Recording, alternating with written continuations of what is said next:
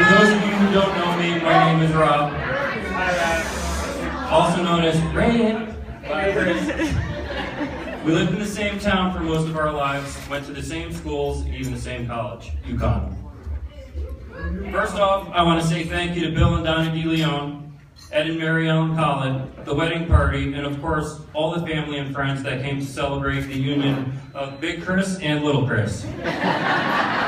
Or maybe you're all here because the Save the Day card just said free drinks on May 2nd. I also know some of you came a long way from, I think, Pennsylvania and Florida. So I just want to thank you for making the journey to this wonderful state of Connecticut. And also give it up for the beautiful bridesmaids who did a wonderful job making sure the groomsmen walked straight down the aisle coming out of church.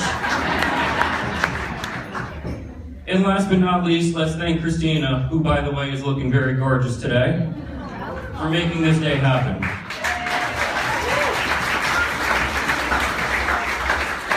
So I heard that the best man is supposed to tell an exciting and interesting story of how the bride and groom met, so I'm going to do that now. It was back in 2008, 7 years ago, that Allison and Jimmy, guys,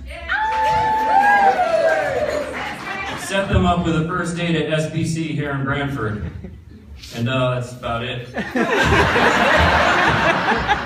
hope you weren't expecting something more exciting in Connecticut.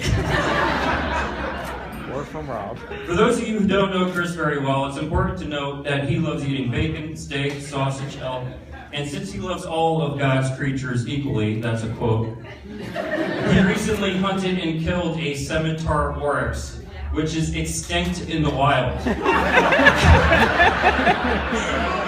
And he's going to be eating it this coming week. I didn't know. You didn't know.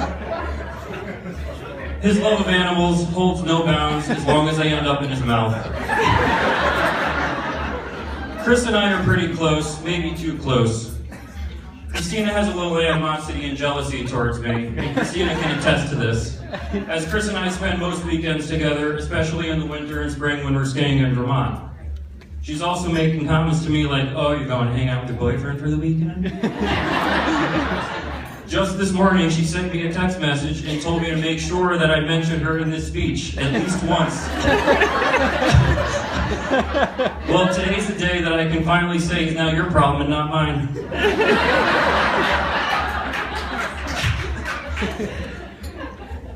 But on to a more serious note, Chris is the one person that I can depend on most, and I'm sure all of you know that he cares deeply for family and friends and will go out of his way to make sure that they're taken care of.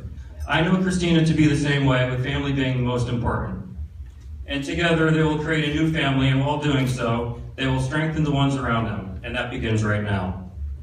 So everybody, please raise your glass and join me in a toast to Chris and Christina. May they have a lifetime of happiness together. Cheers, or should I say salud for the East Haven crew.